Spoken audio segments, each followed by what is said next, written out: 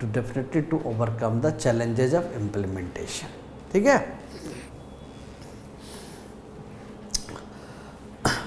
ना। अभी ये क्या है ना कि अभी आपको जानने की ज़रूरत क्या है कि शुड नो दैट कि द थ्योरी एंड प्रिंसिपल्स क्या है। अभी हमने कहा था क्या, कुछ देर पहले ही कहा था कि कुछ भी चीज़ों की होती है तो वो कोई भी चीज़ का कंटेक्स्ट होता है। When we started the class lecture of this session we started with the, मैंने क्या कहा, if you want to build a theory we need a context. If you are talking with someone we are definitely you need a context. किस context में बात कर रहे हैं, ठीक है। So whenever we are, even the government is running or making the any policy, so we are taking the consideration of the context of society. Society में कहाँ अगर पॉलिसी बना रहे हैं, रिजर्वेशन बिल, वीमेन एम्पावर की बात कर रहे हैं, वीमेन रिजर्वेशन इन पार्लियामेंट की बात कर रहे हैं, ठीक है। तो we need a context under which, so definitely whenever you are framing a theory or principles that cannot be built in vacuum. Vacuum में कोई थ्योरी नहीं बन सकता है ना। So theory and principle are built और एनालाइज किसके लिए, थ्योरी और प्रिंसिपल का are not built in vacuum. Theory and principles are built on analysing the problems. कहाँ की प्रॉब्लम, प्रॉब्लम ऑफ सोसाइटी यार। Every theory is nothing but a sort of organised guideline. It is influenced by problems of organisation. अगर organisation की बात नहीं कर सकते society कहेंगे। सोसाइटी में हम देखते हैं सोसाइटी में क्या होता है, ऑर्गेनाइजेशन का, सोसाइटी कोई ऑर्गेनाइजेशन मान लो, आपको दिमाग में नहीं चल रहा होता, सोसाइटी एक ऑर्गेनाइजेशन अपने आप में है, ठीक। तो ऐसा नहीं तो कोई भी कंटेक्स्ट में इन वो सोसाइटी को लेकर भी, सोसाइटी के कंटेक्स्ट में ही पॉलिसीज़ बनते हैं, अगर प्रिंसिपल्स बनते हैं, थ्योरीज बनते हैं, कुछ भी चीज़ें बनेंगी तो उसी प्रिंसिपल्स पे बनेंगी, ठीक है। सीधा बेस्ट एग्जांपल आप अगर देखना चाहते हैं तो देखते हैं, और अगर दूसरे कंटेक्स्ट में देखना चाहते हैं तो सीधा context of scientific management. Why scientific management emerge, क्यों इमर्ज हुआ? Scientific management emerge because of rule of thumb. कभी किसी को पता ही नहीं था किसको कितना काम करना। Although there is individual differences, कि अगर दो लोग काम कर रहे हैं तो we can not measure the things कि ये हर आदमी 10 किलो वजन नहीं उठाएगा, because of individual differences, individual capacity, individual motivation. If individual individually capable of doing the things, whether the person is efficient to do the work or not. So it is although qualitative term and we cannot measure the things scientifically कि एकदम 100% यही हो जाएगा। It is not like जैसे कि launching the rocket कि 10:10 पे हमने स्टार्ट किया, 10, 9 और जो भी टाइम फिक्स है 10, 9, 8, 7, 6, 5, 4, 3, 2, 1, 0 लॉन्च, ठीक है। इस प्रिसाइज एक्यूरेसी ह्यूमन एफर्ट में नहीं पॉसिबल हो पा जाएगा, ठीक है। इसे रेयर फेनोमेना कह सकते हैं। तो in that situation scientific management emerge, ठीक है, because of the rule of thumb. कोई भी चीज़ प्रॉपर वे में उन्होंने क्या कहा, टेलर ने क्या बोला कि वर्क एंड स्टडी की बात की, मोशन स्टडी की बात की, क्या कि before scientific management there was a system of rule of thumb. Still हम लोग बहुत सारी चीज़ें के रूल ऑफ थंब पे ही तो काम कर रहे होते हैं। अगर आप बहुत जगह ऑफिस में जाओ तो आपको देखने को मिलेगा कि रूल ऑफ थंब पे बात हो रही होती है। इवन आप कंस्ट्रक्शन बिल्डिंग में जाओ, जो इंजीनियर से ज़्यादा जो टेक्नीशियन होते हैं या मिस्त्री होते हैं जो कोल्ड कहते हैं, वो ज़्यादा काम रूल ऑफ थंब पे कर देते हैं, ठीक है। तो उनको एफर्ट नहीं लगाना होता। अभी हम साइंटिफिक मैनेजमेंट जब डिस्कस करेंगे तो सोल्डरिंग प्रैक्टिस ये सब जब डिस्कस करेंगे तब यू विल नो कि एक आदमी को आदत पड़ जाती है ना कि इस पेन से लिखना है, इससे अगर वाइट बोर्ड पे लिख रहा है, इस बोर्ड पे लिखने शिफ्ट होने में टाइम लगता है। दे आर, ठीक है, ह्यूमन नेचर है। तो साइंटिफिक मैनेजमेंट क्यों आया? क्योंकि rule emerge because of the rule of thumb. तो सी कि हर चीज़ का एक कंटेक्स्ट होता है, हर चीज़ की एक कोई भी चीज़ों को थ्योरी बनाना भी है तो सोसाइटी को लेकर के होता है।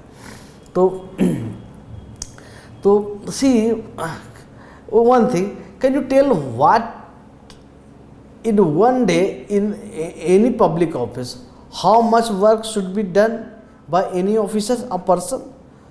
ये अभी पॉसिबल नहीं है। किसी को कह देना कि भैया कि शाम तक में इतना, हम एक मेजरमेंट, एक आइडिया ले सकते हैं कि इतना काम होना चाहिए। It doesn't mean you will fix that कि 10 इतना तक इक्वालिटी क्वांटिटेटिव टर्म है, इसको हम लोग नहीं फिक्स कर सकते हैं। Have you defined? नहीं, वी हैव नॉट डिफाइंड।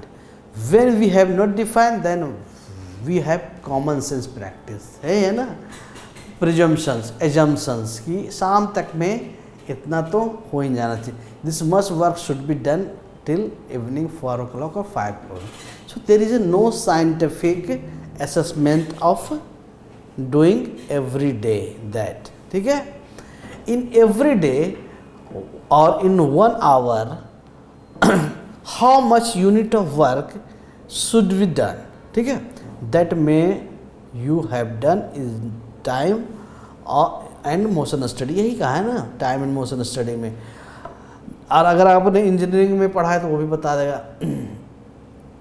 क्या कहा है इंजीनियरिंग के समय, इन टाइम एंड मोशन स्टडी में क्या है, what you are trying to find out smallest unit of work. Time of study में कितने समय में एक स्मॉल यूनिट ऑफ वर्क कर सकते हैं, smallest unit of time, and in that smallest unit of time how much work can be done with best possible efficiency or output. That is how you should understand and ठीक है, that is how you understand, that is called the, we are saying that is called, or we can say that it is efficiency. See, Taylor was talking about this scientific management because organization did not follow scientific management, okay, scientific principle in allocation of work, method of work. They followed unscientific, less innovative methods. We can still say if you go to, अगर आपको देखना है ना तो आप sorry, ये scientific और unscientific तो बहुत पुरानी बात है, 1911 से अभी भी आप जा कर के देखोगे तो अगर आप कॉलेज में जाओ, सॉरी, या आप यहाँ पे चले जाओ, सबसे बढ़िया कोर्ट में चले जाओ, कोर्ट में, तो कोर्ट में क्या है, अभी भी वो टाइपराइटर बैठे रहते हैं, शॉर्ट हैंड वाले सब लिखने वाले बैठे रहते हैं। सो क्या है, it is hampering the efficiency, है ना। और अगर डिस्ट्रिक्ट कलेक्टर के घर में, ऑफिस में भी जाओ तो वहाँ भी वही प्रोसेस चल रहा होता है। सो जितना देर आप वो सोच रहे तब उतनी देर में तो आप व्हाट्सएप पे मैसेज करोगे और फिनिश कर दोगे, है ना। तो और दूसरा एग्जांपल ले सकते हो, सीधे बेस्ट एग्जांपल आप क्या सकते हैं कि अगर हम दो सोसाइटी को कंपेयर करें तो कि एक सोसाइटी में देखना कि फ्रिज है, प्रिज्मेटिक सोसाइटी आ जाती है ऐसे, और दूसरे में के पास घड़ा है, ठीक है, तो पानी ठंडा करने के लिए। और नहीं, इससे बेहतर एग्जांपल ये ले सकते हैं कि बच्चों के स्कूल में देख लो, एक स्कूल में कंप्यूटर है, टैब है बच्चों के पास, तो वो बहुत आसानी से टैब खेल रहे होते हैं, ऐसे टॉयज। बट तब those who are learning studying in a government school, वहाँ पे देखो तो कंप्यूटर की तो है ही नहीं, अगर है भी तो खुला ही नहीं है, कोई देखा ही नहीं है, ठीक है। तो कंप्यूटर क्या है, एक तरह से कोई सरप्राइज चीज़ है, कोई अजीब है जिसको देखने को मिलना ही नहीं है, ठीक है। तो दैट इज़ ऑल्सो क्या है, एफिशिएंसी को ख़त्म कर रहा है ना। तो डिफरेंट लेवल ऑफ सोसाइटी में आप डिफरेंट चीज़ पाओगे, ठीक। तो you will find on one hand in a school you will find very digitalised. Second, अगर यही देख लो कोई गवर्नमेंट स्कूल, दोनों में देख लो, दोनों में डिफरेंस, एक में दोनों के स्कूल के डिफरेंस देख लो, ठीक है। सो इन वन हैंड एक गवर्नमेंट स्कूल देख लो, दूसरे हैंड में आप प्राइवेट स्कूल को देख लो, एक में डिजिटलाइज है, दूसरा में कंप्यूटर ही मिल नहीं रहा, और कंप्यूटर है अवेलेबल तो आउटडेटेड है। सेकेंड, अगर प्राइवेट स्कूल में देखो तो suppose your school bus reached, अगर लेट हो रहा है, you can as a parents you can check through GPS कि हमारे बच्चे का बस कहाँ तक पहुँचा है। Reached, you will get the message your child reach the school, सीधा सीधा। एंड गवर्नमेंट स्कूल में, ठीक, तो देयर इज ए डिफरेंस, है ना। तो scientific management we required to improve the efficiency. इसका मतलब ये नहीं मैं कह रहा हूँ कि आई एम नॉट क्रिटिसाइजिंग, ठीक है ना, ठीक है। यहीं पे ये चीज़ें मामला ख़त्म नहीं हो जाता कि अगर आप कोर्ट में जाओ तो कोर्ट में भी स्टेनोग्राफर बैठे हैं, तो सीधा एफिशिएंसी कहाँ से, उस एफिशिएंसी पे स्टेनोग्राफर बैठा है खुद ही इनएफिशिएंट है, और you are expecting that from that person, that department, that कि will get the justice, you will get the justice but delay in justice because of inefficient system. I am not saying inefficient person, but because of the, अब बहुत सारे paper work है, holistic process है, लंबा चल रहा है, sonographer बैठा टाइप कर रहा है, so it's a lengthy process, तो it hampers the efficiency also, and you are expecting the justice from that system, ठीक है।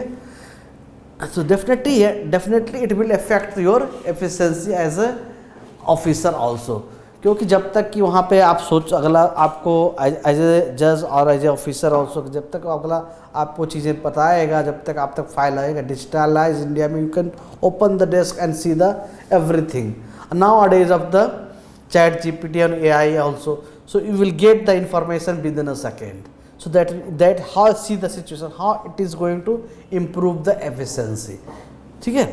तो efficiency, so just to see efficiency, level of efficiency, so that is why we